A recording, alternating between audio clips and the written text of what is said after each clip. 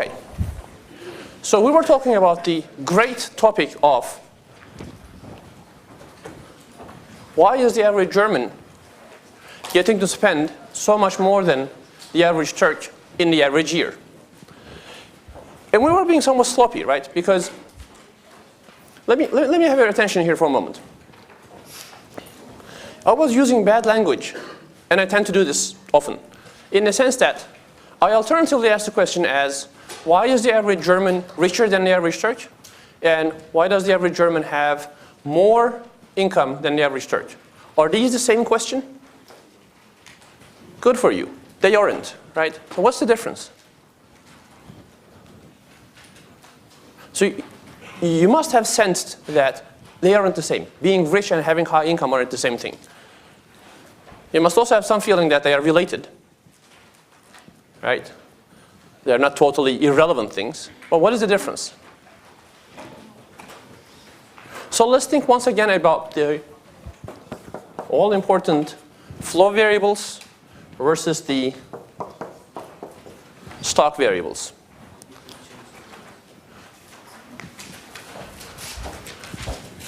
Is wealth a flow variable or a stock variable? Wealth is a stock, right?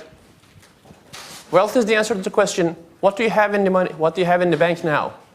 Okay? What is it in Turkish? Servet. Okay? How about income? Is income a flow variable or a stock variable? Yep, right. Income is the flow. What is that in Turkish? Gelir. Okay? So if you have income and if you don't spend it, you have more wealth, right? You add to your wealth. If you don't have much income, but you're spending anyway, your wealth decreases. Okay, so that's how wealth and income are related.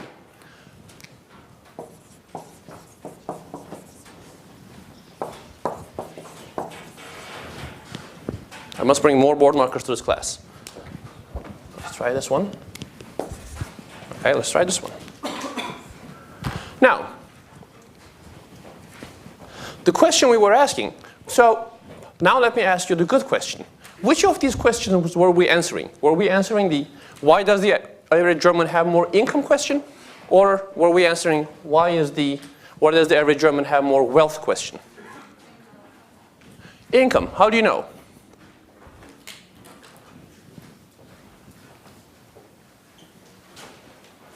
It is correct. The answer we were providing was the answer to the question, why does the average German have more income than the average Turk?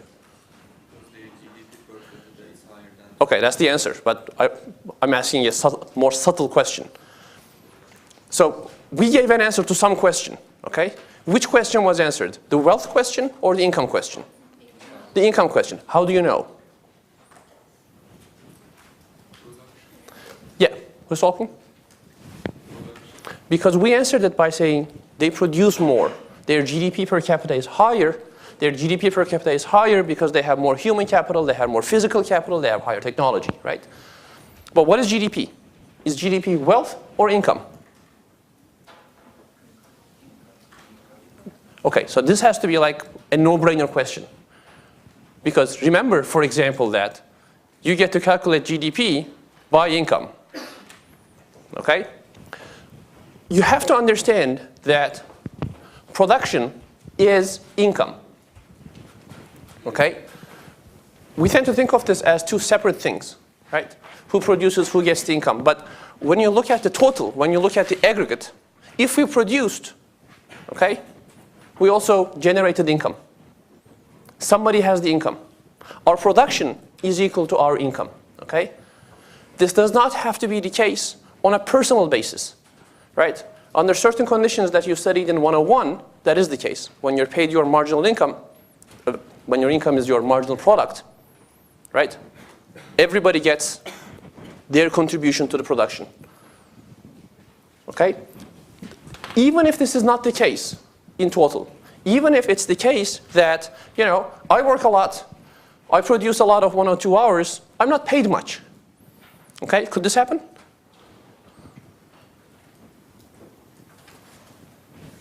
Not a hard question, right?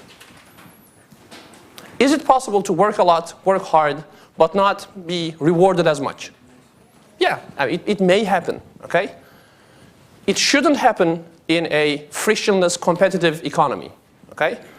If a lot of the assumptions that you made in 101 hold, this will never happen. Okay? But they may not hold, so I may not be paid my marginal product. But if I'm not paid my marginal product, is somebody else getting income? Is the 102 lecture produced?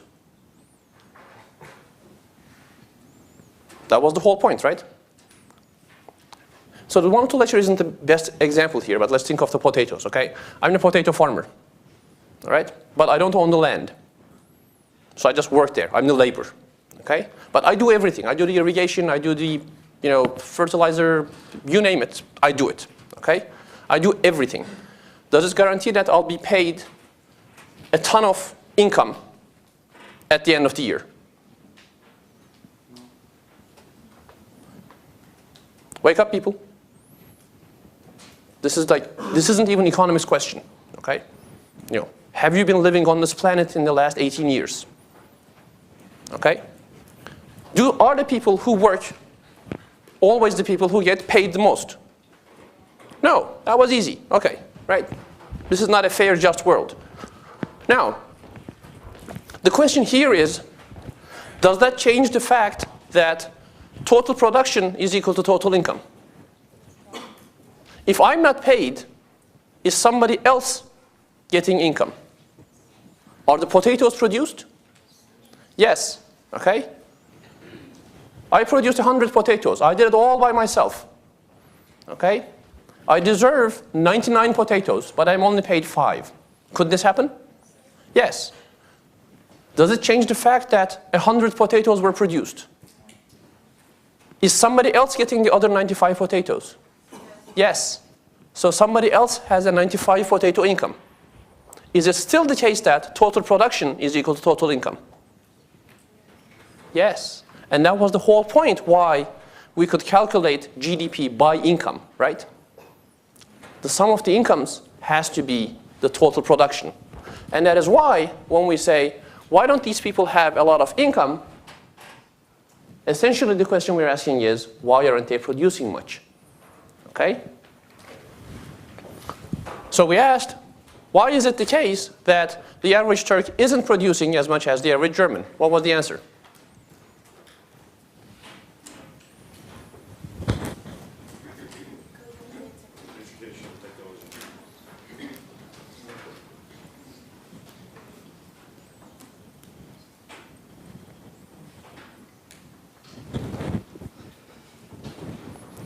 Why isn't the average Turk producing as much as the average German?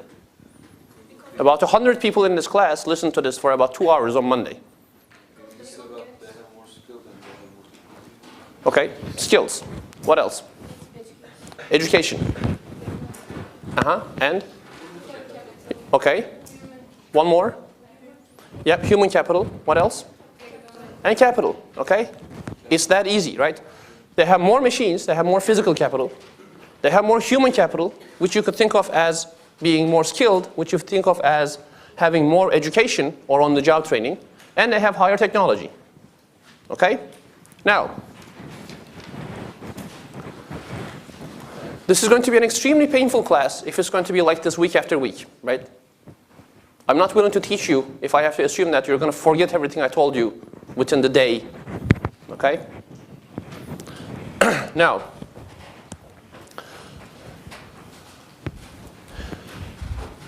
we were asking the great question of, is there any policy relevance here?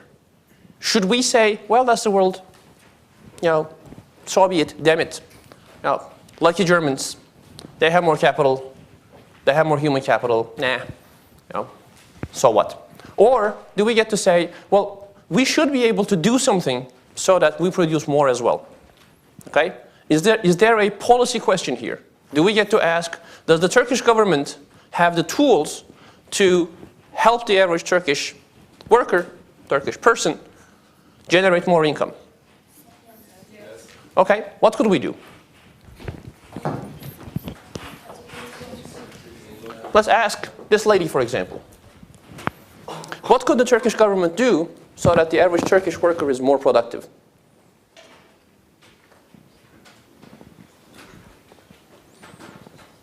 What would you do if you were the prime minister? The country would go down the drain. How about you, sir? Pay more. Pay more. Who's paying? The government is paying. Who's paying the government? Firms. How do the firms pay? By selling their products. So they have to have the products. So how do they produce more? Which was my initial question. This is the typical Turkish answer, okay? Person X or group X or we as a whole don't have high income. What can the government do? Give us more. Okay? This really is the higher, standard Turkish answer to this question. I am poor, the government has to do something about me. Okay? But the implication there isn't, the government should make me, turn me into someone who could generate income. Is that the government should just give me income. Okay? We're going to talk about this time after time after time. If you're going to learn one thing in this class, learn this. Government isn't God. Okay? It doesn't create stuff out of nothing. If the government is paying you, it has to be taking whatever it's paying you from somebody else. All right? Can the government create income? Does the government... Yes, why? Maybe can do investment. Okay, so a good point here is, perhaps the government can do stuff that will bear fruit in the future, right? The government can the government itself set up a firm? Do we have government firms in Turkey? Yes. Yes, thank you. Okay, so that isn't what we want to think about as government, okay? That's a firm, that isn't quite government, right? But it is true. So if the government really thinks that, the problem is that Turkish businessmen are stupid altogether. They just can't do this, okay? So you are the cocksure prime minister who says, I am the only smart person in this country. All of the rest are morons, okay? So whatever is going to be done has to be done by me. Could you could you turn yourself into one giant firm? Yeah, I mean, why not? Okay? That isn't, for the economist, that isn't the idea of the government, okay? At least not when you're studying capitalism, right? So we're saying our government is the government, that taxes, that gives, that provides the services of, say, education, say, health, say, justice, say, protection, okay? But the government itself is not a producing entity. How does the government provide the services it provides then?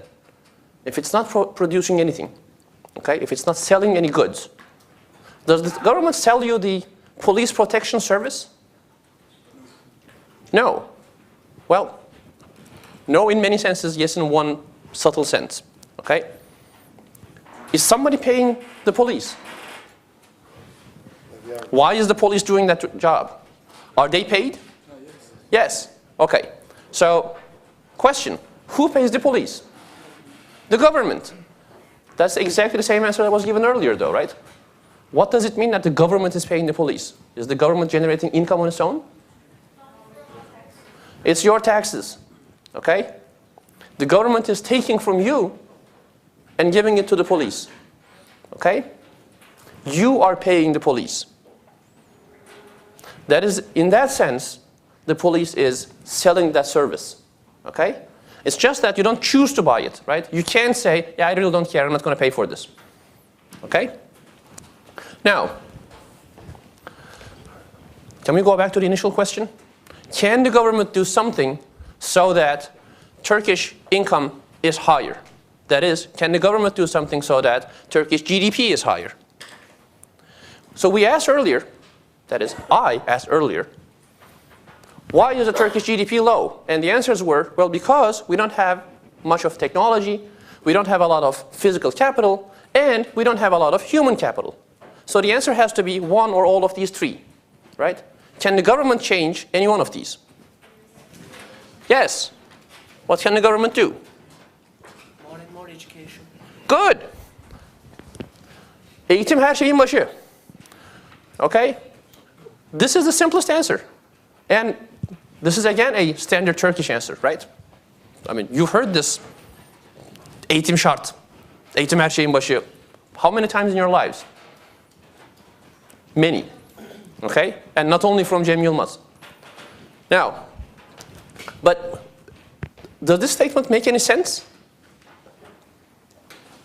Well, it makes sense to me. I'm an economist. I understand what exactly education does. Okay? If I think of this as a economist only, that is, my only concern is, let's think of the GDP. Okay? So I don't really care whether education enriches you, makes you a better person, makes you a happier person, gives you more perspective on your lives, blah, blah. I'm just putting all of those aside, okay? And frankly, in my opinion, those are the important bits. But education makes you more productive, okay? How do we know? We have evidence that education indeed makes people more productive. How do we know? Germany is an example. That's very good. One way of thinking of this is countries that are more educated, countries with populations that are more educated, tend to produce more income. Therefore, it has to be that education makes you more productive. There is one more.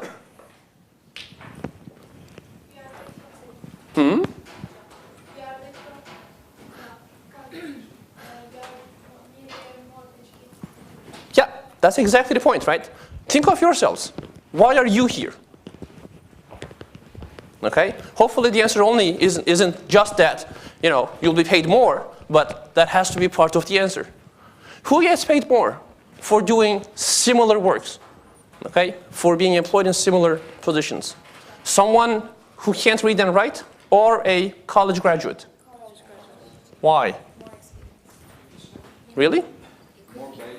It can't be more experience because I haven't told you how much they've been working. I just told you one has more education than the other. And you immediately knew the guy with more education will be paid more.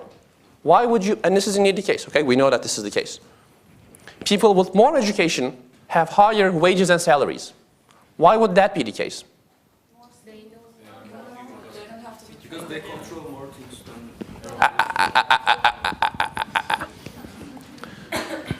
Okay, these are not wrong, but these are the, rocket-table bullshit answers, okay? Think as an economist. What, does a firm pay you because, you look like a smart person and your eyes are, shining and you're highly educated? You make them earn more. Thank you, okay? The firm pays you based on your productivity, right? You contribute more to the firm's revenue by producing more. So again, why is the firm paying the university graduate more than the illiterate guy? Productivity. Yes, ma'am. Indeed, the marginal product of the highly educated guy, that would be you, okay, is much higher than the uneducated guy. Okay? So now it comes all together though, right? We know that within the population, the people who are more educated get more income. We know that as countries have more average education, countries also get more income. And now we understand that that's all because the people with more education are more productive. And therefore, they deserve, and this deserve is the pure capitalism deserve, right? You produce more, you get more, okay? That is you. You're a secretary who can only speak Turkish. You're a secretary who can speak Turkish and English, okay? Are you doing the same job? No. That's that simple, okay? Which one will be paid more?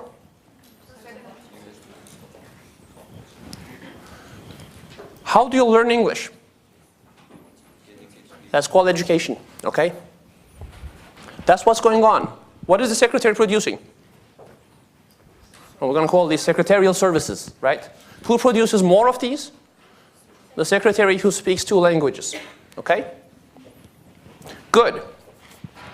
Now, so let's do this once again because that wasn't the easiest thing to talk about. Okay? We said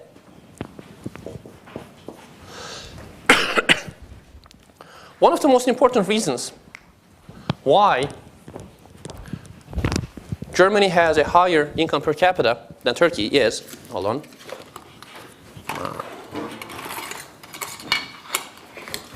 Out comes the secret word marker.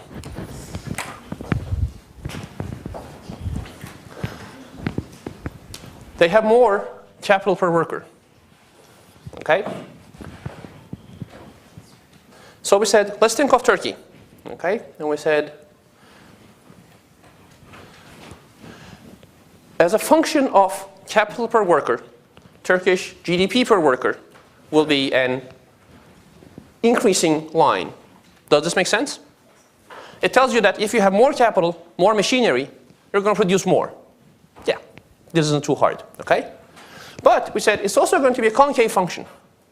Concavity means as you keep on giving the same guy 1 more unit of capital, okay, the marginal product doesn't increase as fast. See, the first unit causes an increase of this much. The second unit, starting from here, only causes an increase of this much. Okay? Does that make sense? Yeah. You learned of diminishing is a good word. Mumble, mumble, mumble. Diminishing marginal returns. Okay? That's what it is. There are diminishing marginal returns to capital. Indeed, if this was a graph of prices, I would call this disinflation. Okay? Prices are increasing, they're not increasing as fast. Now, so we can immediately say, well, look, Turkey is somewhere, say, here. Germany is somewhere, say, here. Okay? So just because they have more capital per worker, they're going to be more productive. They're going to have more income per worker. Okay? But that doesn't quite do it. Because Germany, let's say we're actually here. Okay? This is Turkey in the first year. Germany is somewhere here. What explains the rest? This much is explained by more capital. What is the rest? Yep. It says, look, these countries don't have the same production function. Okay? They don't make the same use of capital even if they have the same capital. So this is for Turkey. Okay?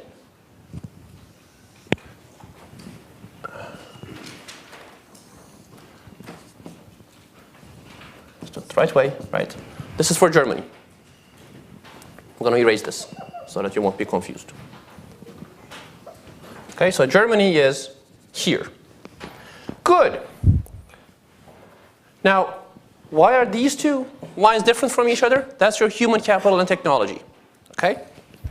This brings us to the important question of, okay, it's one thing to say that, you know, say in 2005, the average German had more income than the average Turk, and that was because the average German produced more than the average Turk. Okay? A separate question is the real growth question, right? This is not about growth. This is about levels. The growth question is that distance increasing or shrinking? How do you feel about this?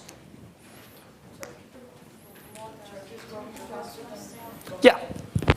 Deutschland. That's right. Turkey is growing faster than Deutschland. Okay? So the distance is shrinking. Then the question is, well, why is that the case? All right? The answers become, look, a bunch of things happen simultaneously at the same time, right? One is, are we getting more capital or is Germany getting more capital?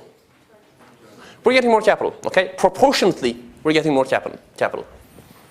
Then, this isn't just the answer, okay? This is half of the first part of the answer. The other half is, assume that these 2 countries had the same increase in their capital per worker. Okay? We get more, but assume that we have the same increase. Which country would benefit more? Why? Mumble, mumble, mumble. Yep. So we have a, economist has a phrase for that concavity. Diminishing marginal returns. That's still that, right?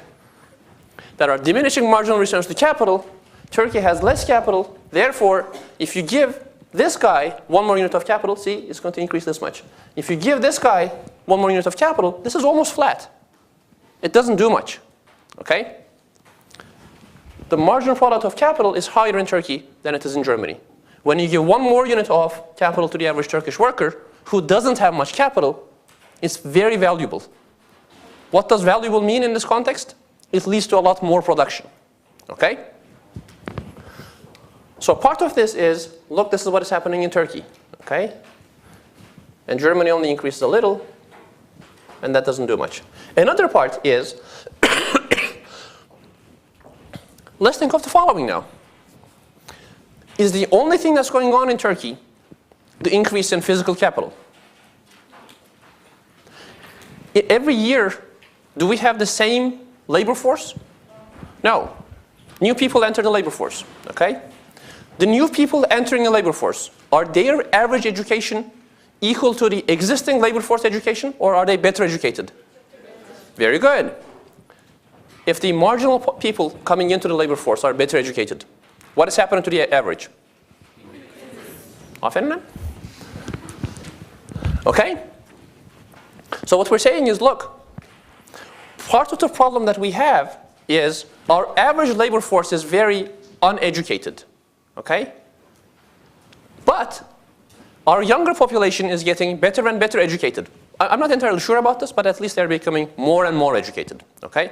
In terms of years, okay? Now, if you have more years of education and you're entering the labor force, and then people are retiring, right?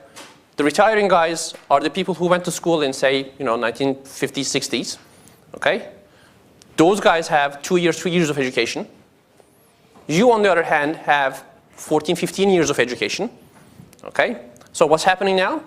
What has happened to the average educational attainment of the labor force? It's increasing, okay? What is happening to this? What is happening here when human capital is increasing? Am I moving here? Oh, you're bringing tears to my eyes. It usually takes me like hours to hammer this in. Nonetheless, I will talk about this for 5 minutes, okay? You know this already, but let's say I have X here and Y here, and I have a relationship between the two, okay? If I say X increases, that means I'm moving along this line. What if, say, Z increases? What happens then? Z isn't here, okay? But I'm telling you that Z is relevant for this relationship, okay? Then the line itself will change. Okay? Very good. High human capital. So we're saying something that isn't here. It isn't physical capital. It isn't output per worker. Human capital is increasing. What happens? The line shifts. Okay? It shifts up. Why does it shift up? Sure, right? Because we're saying with higher human capital, even with the same level of physical capital, you produce more. Good. What else? What happens to technology? That too increases, right? So Turkey does something like this. Okay? So we come to this point. So this is the growth in Turkey, right? Let's think of Germany now. They began here, they're here.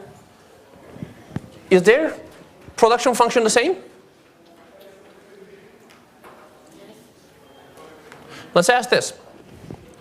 Are their human capital increasing?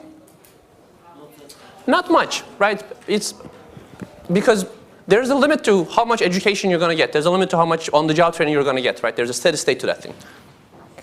So that isn't increasing much, okay? What about technology? Is that increasing? Is it not increasing at all? Okay, so German technology increases.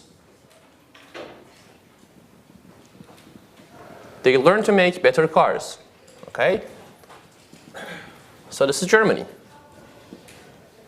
So this distance is the German growth. Which one is larger? Ours is larger. Okay? Well, we knew this. We were trying to explain this already. But now we have explained it. We said, look, the average Turkish growth is larger than the average German growth because A, we get more capital per worker.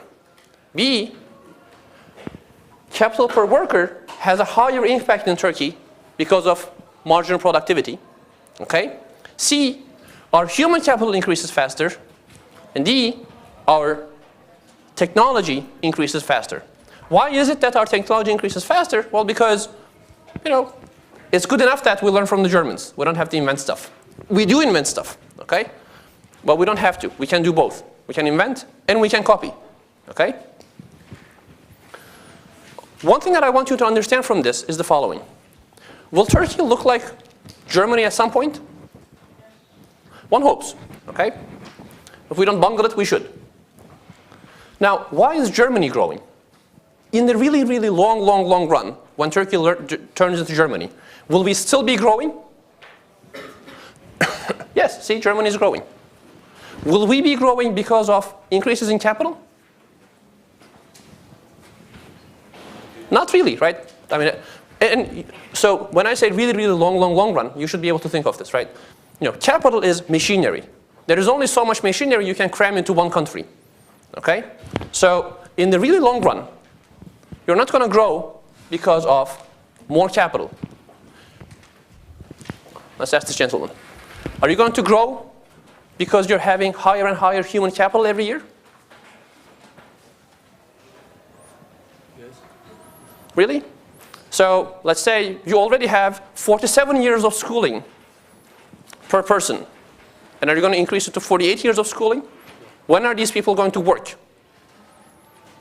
Okay? So there's a limit to how much human capital you're going to accumulate. Okay? How much schooling there's going to be.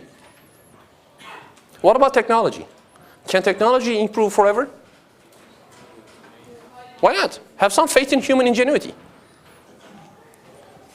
I mean, is the world something like, okay, we've invented everything that can be invented? Right? Are we going to find ways of making ourselves more productive forever? So the general thinking is, there is no reason why not. Okay? As long as we believe that we can always do better. Let me put it this way. If you believe that we can always do better, that essentially means you can always improve your technology. Okay? So in the long run, what is the main driver of growth? It's technology. Okay? That's the key bit. Turkey isn't quite there yet because we are still doing our convergence. Okay? The convergence idea is that, look, in the long run, in a steady state, Turkey should have, Turkey should be, say, similar to Germany. But we aren't now. We are catching up. Okay? That's the convergence. Once we catch up, we'll be growing like Germany.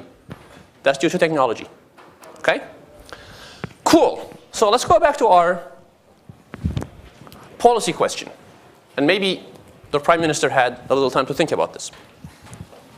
We said Turkey grows because we have more human capital, we have more technology, and we have more physical capital.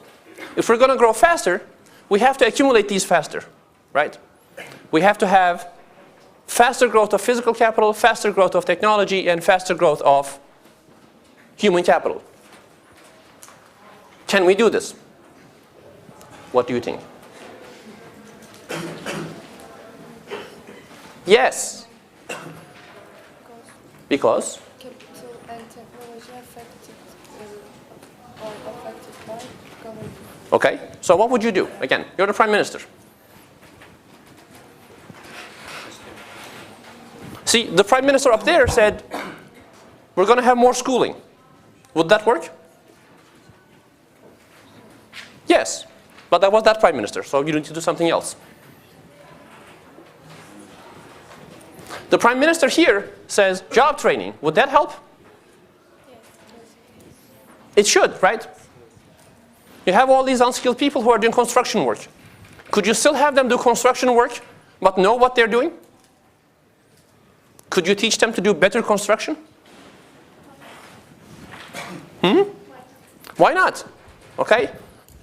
They aren't stupid people. They are just not educated. Okay? So at each construction site, I'm going to make sure that there is one highly educated, expert craftsman who does construction. Okay? This is going to be the lead person, and he's going to make sure that everybody does what he does. Would this help? Yeah. Okay? Can you think of a government policy of this sort? Well, I'm not asking you whether the government actually does this. I'm asking you, can this be done? Yeah. Okay? It really helps. Look, the Turkish university system is founded by Jewish professors fleeing the Nazis. Okay? That's exactly what it is.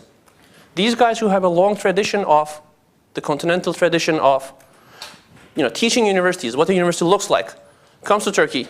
They're told, this is 1930s, before the Second World War. Okay, they're already fleeing. They're told, okay, we're going to place you in, in Istanbul University and Ankara University, and we want you to form this department, and we're going to train these people like yourself. Okay? Did it help? Oh, yes. Right? I mean, do we have universities in this country now? They're very good, actually. All right. And not just Bilkent, right? I mean, we have some of the best universities in the world. It isn't only because, these people fled Germany and came to Turkey and blah, blah, but that has a major chunk. And if you trace the roots, you always end up there. Okay? Istanbul University School of Law, Ankara University School of Law, right? One person, Ernst Hirsch. You should read his memoirs. What else could we do? So we said, look, we could give more education and we could give better education. Okay? We could do on-the-job training. We could help firms invest more in research and development so that technology grows faster. Okay? Could we also have physical capital growing faster? Is it possible for the government to do good policy such that physical capital will grow faster?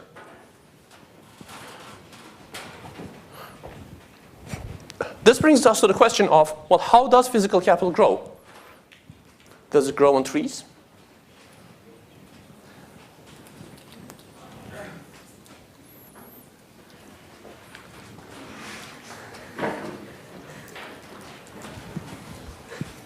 I don't know.